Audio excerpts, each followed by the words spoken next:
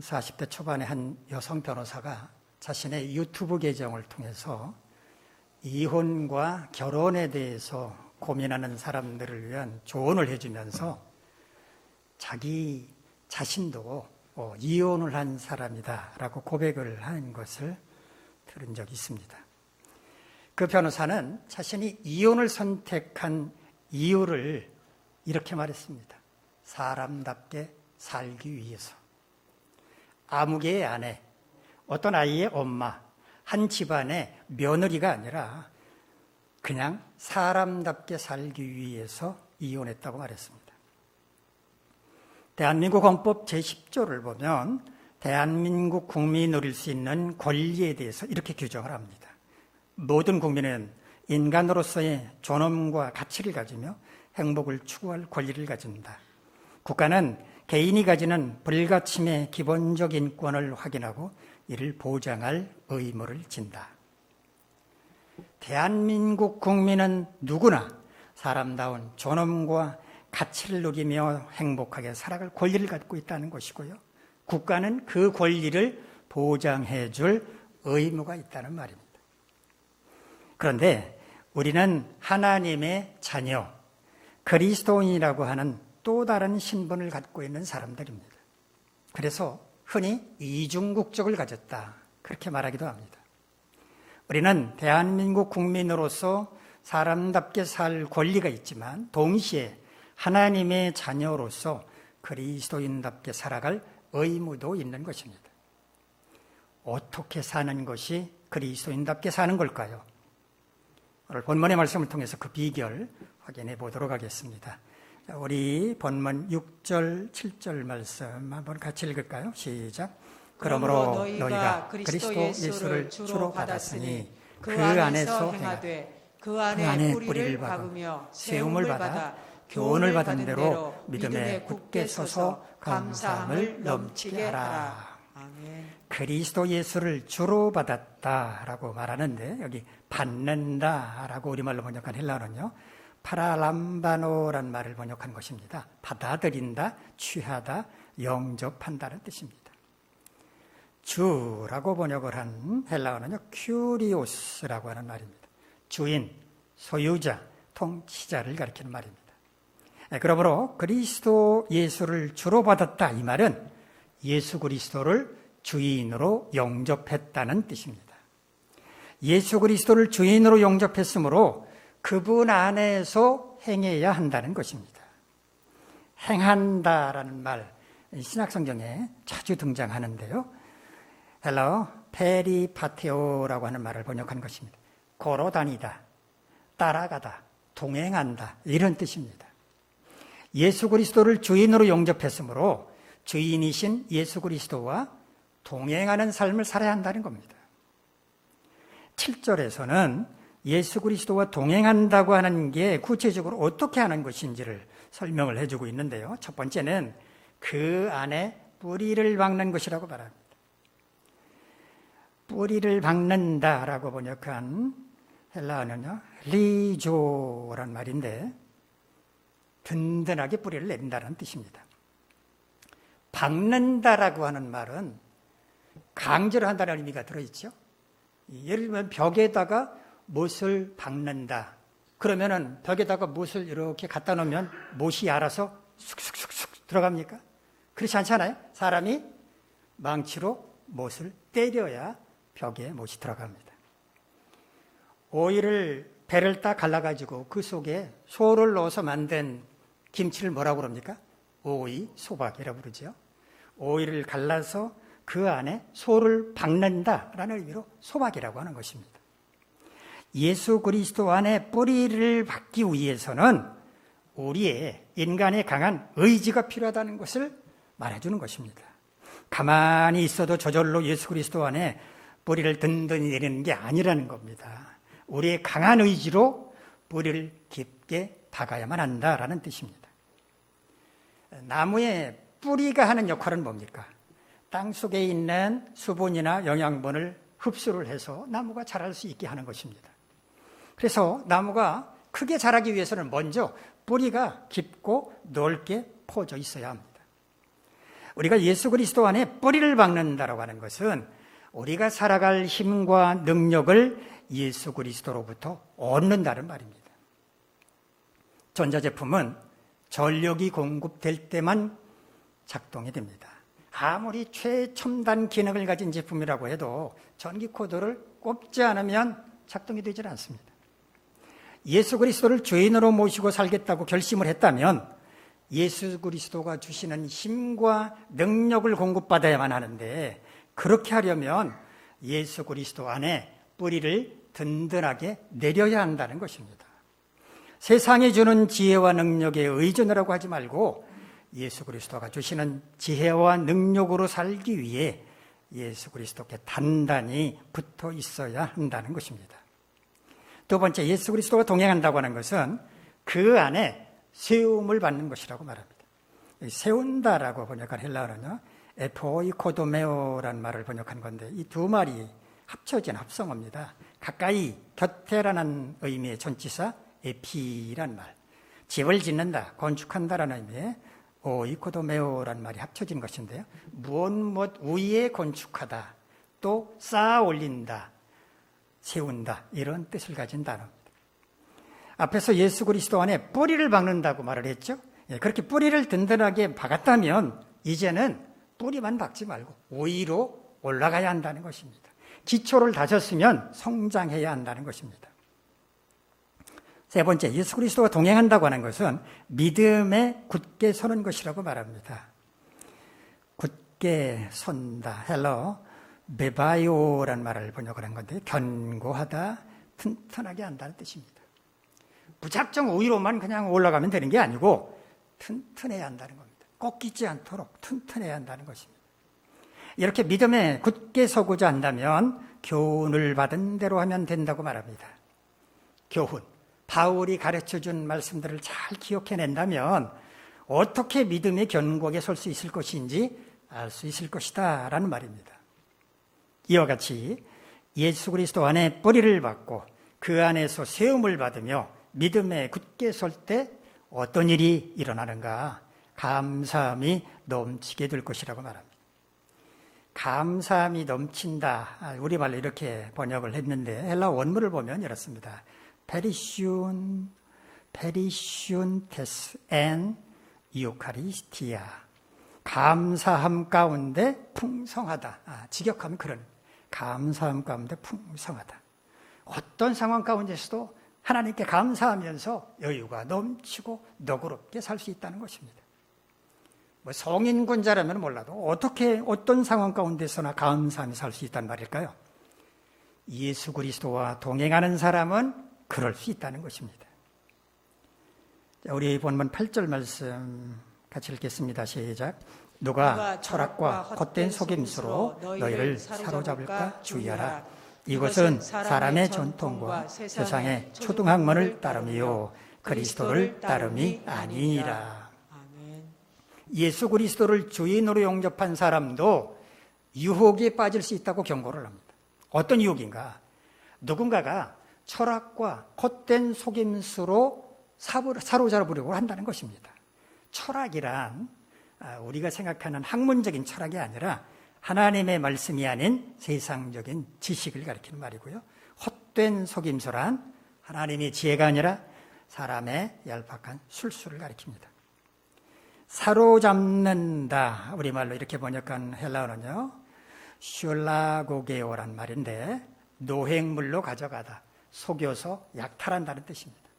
사탄은 우리를 포로로 사로잡아가기 위해서 하나님의 말씀이 아니라 고차원적인 학문으로 포장한 세상적인 지식이나 사람의 술수를 통해서 그리스도인들을 유혹한다는 것입니다. 그러므로 그런 사탄의 유혹에 조심해야 한다는 겁니다. 그럴듯하다는 착각을 하게 만드는 그런 유혹에 넘어가는 것은 그리스도를 따르는 게 아니라는 겁니다. 사람의 전통, 세상의 초등학문을 따르는 거라는 겁니다. 우리 본문 9절부터 10절까지 말씀 한번 같이 읽을까요? 시작. 그 안에는 신성의 모든 충만한 육체로 거하시고 너희도 그 안에서 충만하여졌으니 그는 모든 통치자와 권세의 머리시라. 아멘.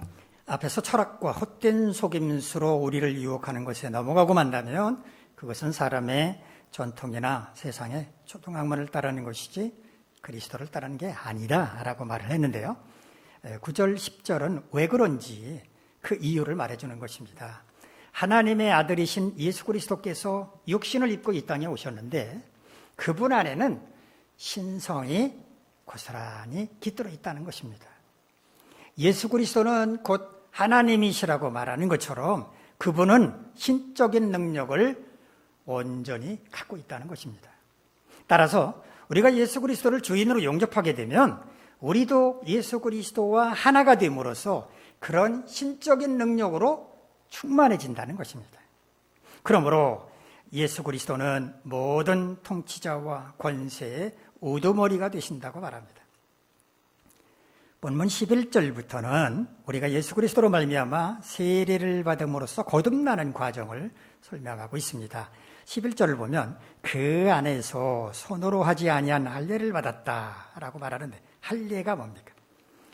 할례, 헬라어 페리템노라고 하는 말을 번역을 한 건데요. 주의를 혹은 둘레를 잘라낸다라고 하는 뜻입니다. 그런데 손으로 하지 않은 할례라고 말을 했기 때문에 육적인 할례가 아니라 영적인 할례를 가리키는 말입니다. 이어지는 말씀을 보면 이 할례란 곧 세례를 의미한다는 걸 알 수가 있습니다. 예수 그리스도를 주인으로 영접함으로써 죄 씻음을 받고 의인으로 거듭나게 되는 것을 영적으로 할례를 받는다라고 표현을 한 것입니다. 예수 그리스도를 주인으로 영접하는 순간 죄인이었던 우리 자신은 예수 그리스도와 함께 십자가에 못 박혀 죽게 되고 하나님의 역사하심으로 예수 그리스도 안에서 새로운 존재로 거듭났다는 것입니다. 율법의 조항들을 들이대면서 우리를 위협하던 사탄의 사주를 받은 통치자들, 권세들을 부끄럽게 하심으로 그들을 이기게 하셨다고 말하고 있습니다. 오늘 본문의 핵심 메시지는 예수 그리스도를 주인으로 영접한 사람, 즉 그리스도인은 어떻게 살아야 하는가라는 것에 대한 대답을 주고 있습니다. 예수 그리스도를 주로 영접한 사람은 예수 그리스도와 동행하는 삶을 살고 사람의 전통과 세상의 초등학문을 따르지 않으며 예수 그리스도로 인해 거듭난 사람다워야 한다는 것입니다. 우리는 대한민국 국민으로서 헌법이 보장하는 인간으로서의 존엄과 가치를 추구하며 행복하게 살아갈 권리가 있습니다. 이런 인식이 높지 않았던 때, 그러니까 우리의 부모님 세대에서는 차마 입에 담기 어려운 모욕과 학대에도 불평 한마디, 힘들다는 말 한마디도 하지 못한 채 마치 자신이 마땅히 그렇게 살아야만 하는 것처럼 묵묵히 참고 견디며 살았습니다. 그런데 이제는 시대가 달라졌습니다. 더 이상 미련하게 참고 견디며 살려는 사람 아무도 없습니다. 자신이 얼마나 존귀한 존재인지, 한 번뿐인 자신의 인생이 얼마나 소중한지를 알게 되었고 자신의 권리를 정당하게 누리기 위해서 적극적으로 자신의 목소리를 내기 시작을 했습니다. 그 결과 이혼율이 증가하고 특히 그 가운데서도 20년 이상 함께 살았던 사람들의 이혼, 소위 황혼 이혼율이 급증하고 있지만 어쩔 수 없는 사회 현상 가운데 하나라고 봐야 할 것입니다. 그런데 우리는 좀 특별한 존재입니다. 대한민국 국민 가운데 한 사람이기도 하지만 동시에 하나님 나라의 백성이기도 하기 때문입니다. 대한민국 국민으로서 헌법과 법률과 규칙과 명령을 준수하며 살아가야 마땅하지만 하나님의 백성으로서 하나님의 명령도 지켜야 하는 것입니다. 사실 대한민국 국민으로서 합당하게 사는 것보다 하나님의 백성으로서 합당하게 사는 게 더 중요합니다. 왜냐하면 이 땅에서의 삶이란 기껏해야 100년에 불과하지만 하나님 나라에서의 삶은 영원하기 때문입니다. 잠시 나그네로 사는 여기보다 영원히 살아갈 그곳을 우선시하는 게 당연하지 않겠습니까? 그렇다면 예수 그리스도를 주인으로 영접한 우리는 어떻게 살아가는 것이 마땅할까요? 오늘 본문 가운데서 그 비결을 찾아보도록 하겠습니다. 첫째, 예수 그리스도를 주인으로 영접한 우리는 예수 그리스도와 동행하는 삶을 살아야 합니다. 우리는 호흡이 멈춰지는 그 순간까지 쉬지 않고 매일매일 순간순간마다 무엇인가를 합니다. 일을 할 수도 있고 공부를 할 수도 있고 음식을 만들거나 운동을 할 수도 있습니다. 이런 하루하루의 삶은 누군가가 시켜서 하는 경우도 있겠지만 대부분은 우리 스스로 선택해서 합니다. 직장에 매여 일하는 사람들은 주인이나 상사의 지시에 따라 수동적으로 움직이는 것이라고 생각할 수도 있겠지만 곰곰이 생각해 보면 사실은 월급을 받기 위해서 스스로 선택한 일입니다. 그러나 예수 그리스도를 주인으로 영접한 사람은 주인 되시는 예수 그리스도께서 원하시는 삶을 살아야 합니다. 그 삶은 세상 사람들이 사는 방식과 다르기 때문에 익숙하지도 않고 결코 편하지도 않지만 우리 스스로가 자유의지로 선택한 것이기 때문에 주인이신 주님이 원하시기 때문에 그렇게 살아야만 합니다.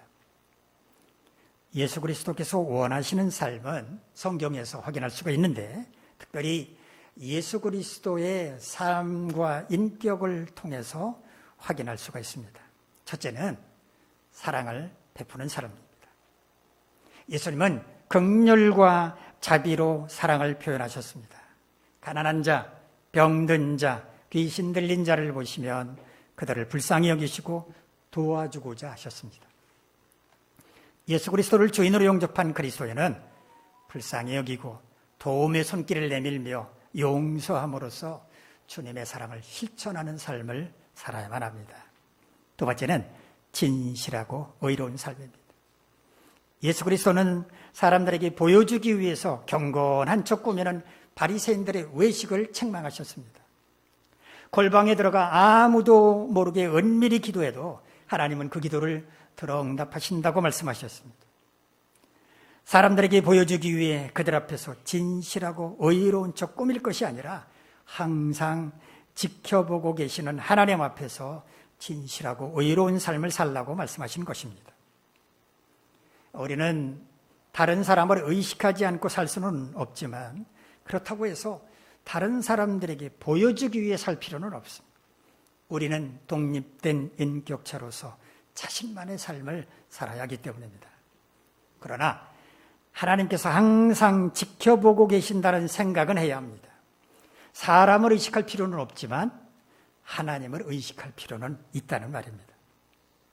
하나님께서 지켜보고 계심으로 진실하고 의롭게 살아야 합니다.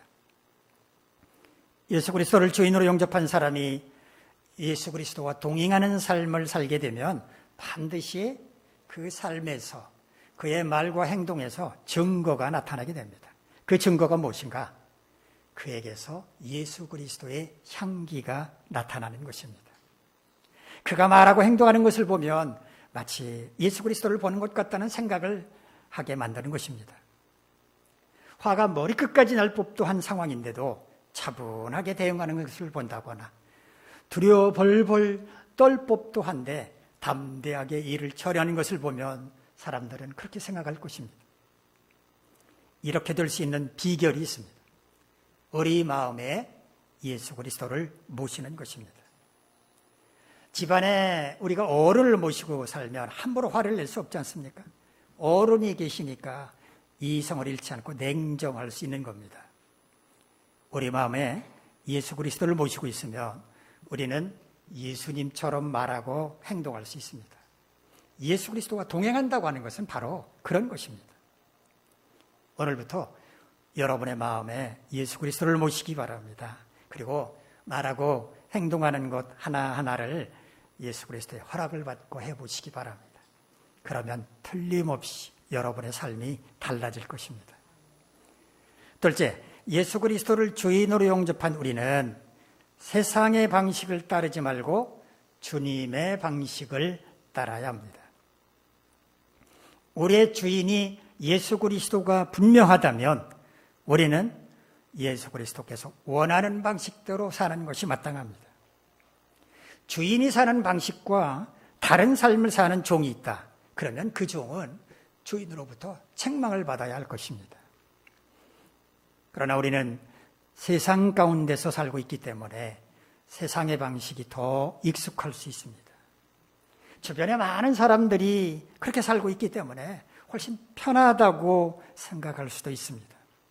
하지만 우리의 주인이 되시는 예수 그리스도는 그런 방식으로 살지 말라고 말씀을 하십니다. 무엇을 먹을까, 무엇을 마실까, 무엇을 입을까 염려하는 것이 우리 생각에는 지극히 당연할 것 같지만 주님은 그건 세상 사람들이 사는 방식이라고 말씀을 하십니다. 너희는 먼저 하나님의 나라와 하나님의 의를 구하라고. 그러면 세상 사람들이 염려하는 것들, 먹고 마시고 입는 것은 하나님께서 알아서 채워주실 것이라고 말씀하셨습니다. 예수 그리스도께서 원하시는 삶의 방식보다 세상의 방식이 더 합리적이고 유익하다라고 생각할 수도 있습니다. 주님이 원하시는 방식을 따르면 왠지 손해를 볼 것만 같습니다. 하지만 그래도 우리는 세상의 방식을 따르면 안 됩니다. 주님의 방식을 따르는 것이 지금 당장은 손해일 것처럼 보이지만 멀리 보면 그게 더 유익이 될 것이기 때문입니다. 먼 미래를 볼 수 없는 우리는 바로 눈앞의 이익만을 생각하지만 주님은 먼 미래를 보실 수 있기 때문입니다. 우리를 사랑하시는 주님께서 설마 우리로 하여금 손해나는 길, 불리한 길을 가시도록 하게 하십니까? 주님을 전적으로 신뢰하는 마음으로 세상의 방식을 버리고 주님의 방식을 선택할 수 있어야 합니다. 예수 그리스도께서 원하는 방식을 따르는 것보다 세상의 방식을 따를 때 사람들로부터 칭찬도 받고 인정도 받을 수 있다고 생각할 수 있습니다. 사람들로부터 칭찬과 인정을 받는 게 낫지 굳이 비난을 들을 이유가 없다고 생각할 수도 있습니다. 하지만 우리가 주님이 원하시는 방식을 따를 때 세상 어느 누가 칭찬하고 인정해 주겠습니까? 같은 믿음을 가진 지체들이 아닌 이상 그럴 사람은 아무도 없습니다. 자신들이 원하는 방식도 아니고 낯선 방식인데 어느 누가 우리를 향해서 참 잘하십니다, 대단하십니다라고 칭찬을 하겠습니까? 비난받는 것이 오히려 당연할 것입니다. 그러므로 세상의 방식이 아닌 주님의 방식을 따르고자 할 때 사람들의 칭찬과 인정을 받겠다고 생각을 하면 안 됩니다. 그것은 헛된 기대일 뿐입니다. 우리는 주님의 칭찬만으로 만족해야 합니다. 만일 우리가 용감하게 세상의 방식을 포기하고 예수 그리스도께서 원하시는 방식을 따라 살아간다면 우리는 날마다 주님과 동행하며 주님이 주시는 그 은혜로 믿음이 견고해질 것이고 주님의 칭찬과 인정을 듬뿍 받게 될 것입니다. 셋째, 예수 그리스도를 주인으로 영접한 우리는 육적인 삶뿐만이 아니라 영적인 삶에도 충실해야 합니다. 우리의 삶 가운데는 육적인 영역과 영적인 영역이 있는데 신앙생활은 영적인 영역에 속하는 것입니다. 주님을 섬기고 주님과 교제를 나누는 것은 육이 아니라 영에 속한 일이기 때문입니다. 육적인 삶은 세상 모든 사람들도 살고 있지만 영적인 삶은 예수 그리스도를 주인으로 영접한 우리만의 삶입니다. 영적인 삶을 잘 살려면 어떻게 해야 할까요? 성령의 인도하심을 따라 살면 됩니다. 우리 마음속에는 육적인 욕망도 있고 영적인 욕망도 함께 존재하고 있는데 어떤 욕망을 따르느냐에 따라서 우리의 삶이 결정됩니다. 육적인 욕망을 따르면 육적인 삶을 살게 되는 것이고 영적인 욕망을 따르면 영적인 삶을 살게 되는 것입니다. 갈라디아서 5장 16절로 17절에서 바울은 이렇게 말합니다. 내가 이르노니 너희는 성령을 따라 행하라. 그리하면 육체의 욕심을 이루지 아니하리라. 육체의 소욕은 성령을 거스르고 성령은 육체를 거스르나니 이 둘이 서로 대적하므로 너희가 원하는 것을 하지 못하게 하려 함이니라. 우리 마음속에 있는 육체의 욕망과 영적인 욕망은 서로 사이좋게 지내는 게 아니라는 거죠. 서로 견제하고 다투는데 우리가 어느 쪽을 선택하느냐에 따라서 우리는 그런 삶을 살 수밖에 없다는 것입니다. 로마서 7장 21절로 24절에서 바울은 이렇게 고백했습니다. 그러므로 내가 한 법을 깨달았노니 곧 선을 행하기 원하는 나에게 악이 함께 있는 것이로다. 내 속사람으로는 하나님의 법을 즐거워하되 내 지체 속에서 한 다른 법이 내 마음의 법과 싸워 내 지체 속에 있는 죄의 법으로 나를 사로잡는 것을 보는도다. 오호라, 나는 곤고한 사람이로다. 이 사망의 몸에서 누가 나를 건져나리야. 바울이 말한 선한 마음과 악한 마음은 영적인 욕망과 육적인 욕망이라고 말할 수 있겠습니다. 이 두 욕망이 서로 싸우는데 자신도 모르는 사이에 육적인 욕망이 영적인 욕망을 눌러 이기는 것을 보면서 절망하는 바울의 모습을 볼 수 있습니다. 위대한 바울도 이랬으니 우리는 두말할 필요가 없을 것입니다. 그렇다고 육적인 욕망을 모두 포기해야 한다는 말은 아니지만 영적인 삶을 살기 위해서 때로는 육적인 욕망을 포기해야 한다는 것을 명심해야 합니다. 그렇지 않고서는 영적으로 거듭난 사람답게 살아갈 수가 없기 때문입니다.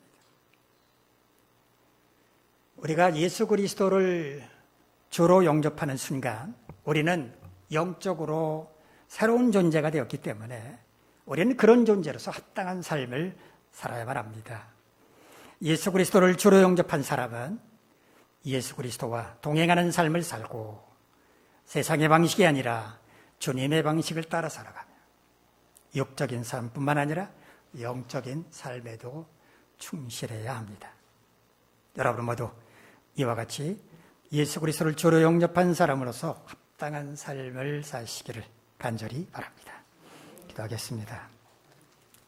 자비로우신 하나님, 우리 모두가 예수 그리스도를 주로 영접한 사람답게 항상 예수 그리스도와 동행하며 세상의 방식이 아니라 주님이 기뻐하시는 삶의 방식을 따르며 또 항상 주님이 주시는 은혜로 이 삶을 이겨나감으로 주님과 동행함으로 하나님이 주시는 은혜 가운데 승리하며 살아갈 수 있게 하옵소서. 예수님의 이름으로 기도하옵나이다. 아멘. 자리에